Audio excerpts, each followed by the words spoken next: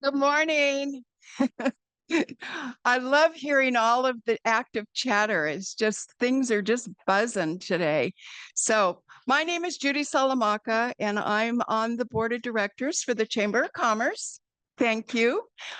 You'll be seeing some rotation of individuals from the board that will be cycling through and announcing our breakfast program. And we certainly welcome all of you here today. We want to thank Albertsons for helping out with a unique, different type of breakfast for what probably you and I are used to at home, if we do breakfast at all. So I know that I've noticed the fruit is gone already. That's wonderful. Then I also want to do some Laurel Barton, council, but she came in, so welcome. We're appreciative always of the council members showing up here. And we also want to recognize my fellow board members, Ray Reardon and Charisse. Charisse, our president. And I don't think I missed anybody else. Oh, oh, I didn't see you, Bob. Yeah. Okay. And we also have several members that are on committee. So any of you that serve on any of our ambassadors, the governmental advisory committee, anybody that serves on a committee for the chamber, just bless you. And that helps us do the business that we try and do for our businesses.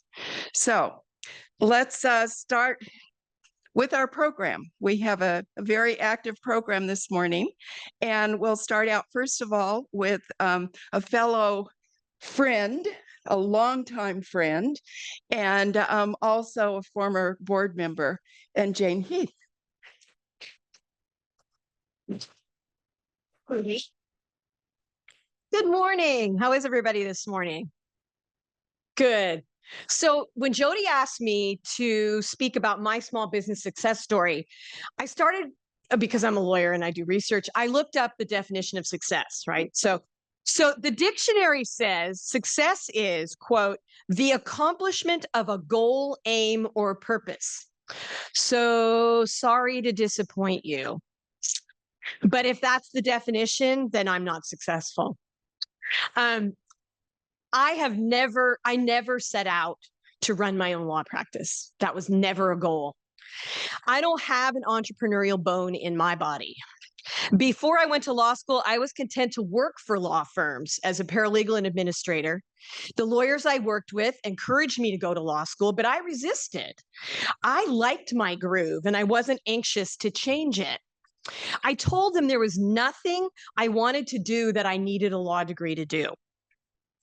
Then a wise friend told me that I did not have to know what I would do with a law degree before I got one.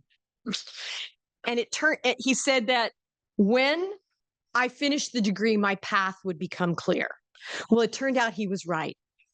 And in time, he became my law partner. So it worked out for both of us. When he retired in 2015, we were a 6-lawyer firm with 13 employees. What now? My remaining partner wanted a larger law firm structure, but I looked inside and I thought about what aspects of law practice I enjoy most. I thought about where I wanted to be as I approached the sunset of my career.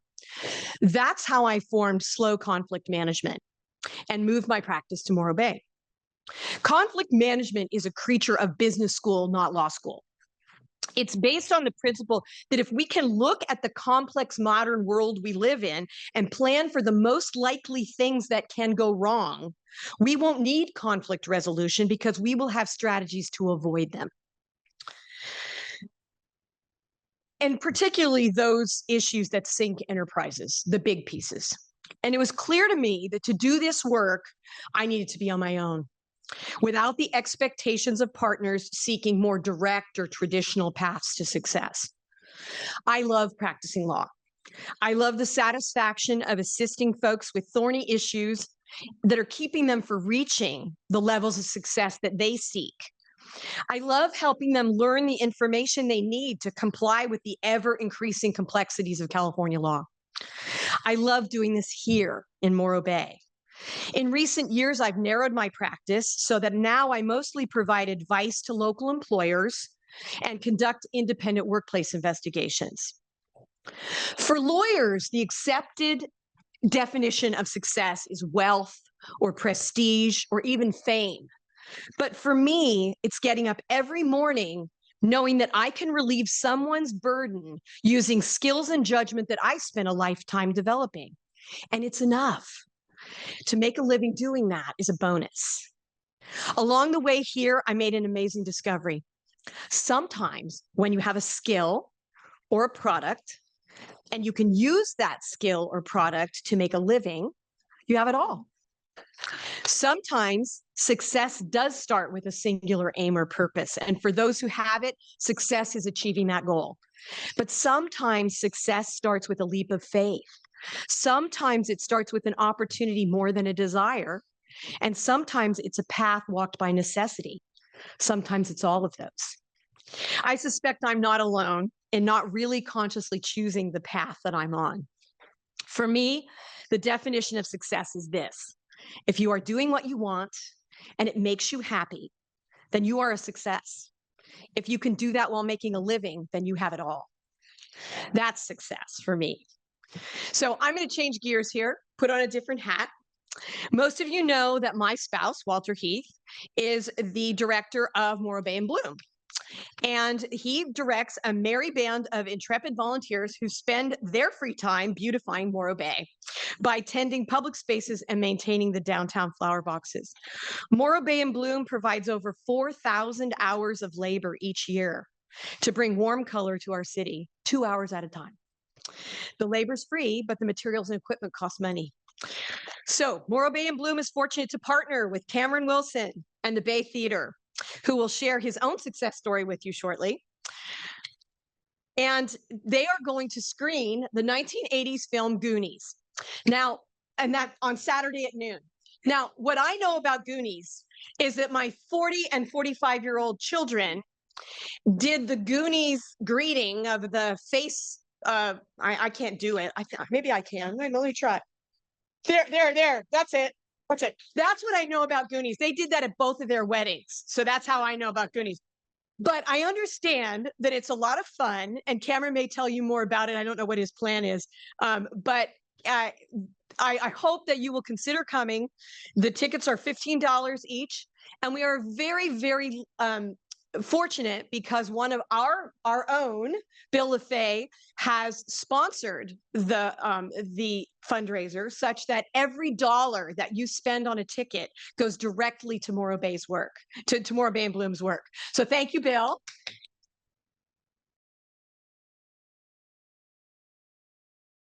As our mine, so you can get in touch with us that way. And if you look at, I'm going to leave that that little poster here as well, and it also has directions where you can get them through a ticket vendor. But obviously, if you buy them direct, you don't pay the fees.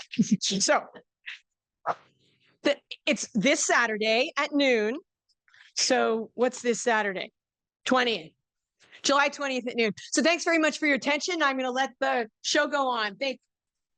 So that we can give as much time as possible to all of our presenters today, including some question and answers right directly after they speak. I'll just introduce a new best friend, and that's Cameron. If you will join me up at the podium. Jane has mentioned him already. He Bay Theater. Yeah. And also think Rescue Bay Theater. Oh, I don't know about that. Thank you, Judy. Thank you. Thank you, Judy. And thank you, Jane. That was beautiful. Yeah, so I'm Cameron Wilson, and my family just recently took over the Bay Theater here, and I'm seeing a lot of familiar faces out here and a lot of new faces. I am myself pretty new to this whole endeavor. I have a long background in the film world, filmmaking, film education, and a little bit of film exhibiting. But I am definitely very new, so I don't know how much I can speak to any grand successes that we've accomplished in our just over half a year running the Bay Theater. But I will say that I see one good friend out here. I saw you earlier, Leanne. When I first got into Morro Bay. She was one of the first business connections that I made when she was at the New Times advertising for us. And she told me in one of our first meetings that it's incredibly important how you arrive in a place and also how you leave a place. But as for me, I was arriving here from a career in set building in New York City, came out to Morro Bay when some of my local Central Coast family members discovered that the Bay Theater was for sale. And the family kind of looked at the opportunity. And me and my partner have a background in this kind of stuff. And so as we arrived, I really just I mean, the first time I came to the Bay Theater, it was as a customer. And the room that I was sitting in was full of locals, and everybody clearly had a love for this place, been there since 1942. And I just came in with the utmost respect for the building, for the type of programming that they were doing, because it's all brand new movies, which is kind of keeping the community on the cutting edge of culture and being able to see brand new blockbuster movies is very important to the community.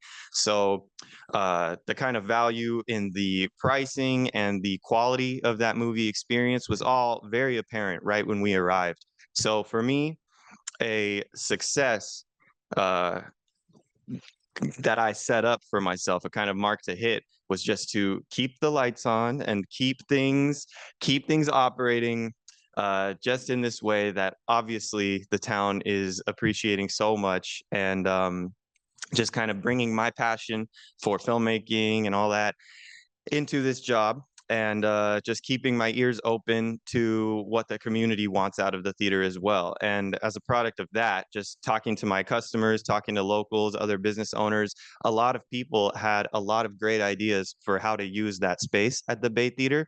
And so that was something that I found that we had the bandwidth to do, was to partner with a lot of organizations like Morve and Bloom. We have another fundraiser coming up with the Rock Radio, and a fundraiser coming up with the Kindness Coalition in town. And these are all just upcoming fundraisers. And in the half a year we've been operating, we've had a slew of past fundraisers that have been really successful. And I've definitely seen a few of you at some of those shows. And just this idea that everybody appreciates the town, everybody in the town appreciates that space, the Bay Theater. And the town itself is full of so many passionate small businesses that is really what elevates the quality of life in Morro Bay. I think is that you have so many passionate individuals following their personal visions of success. And that's what makes it really special to just go get your hair cut, or go get groceries at Shine, or all these different moments that you can have all day in Morro Bay that just really make you feel like you're dealing with real people, and you're helping people achieve their visions of success. And so the way that we've been able to find this model of creating fundraisers, where obviously the Bay Theater is still able to pay its bills, and then we're able to kind of kick back to the organizations that we're working with, and those guys are using their kind of their crowd base, that it's the volunteers with Morro Bay and Bloom. They're all going to hopefully come through to the Goonies and with their friends and family, and then fans of the movie and just fans of the Bay Theater there'll be a kind of cross pollination, and they'll learn about all the great work that Morro Bay and Bloom is doing.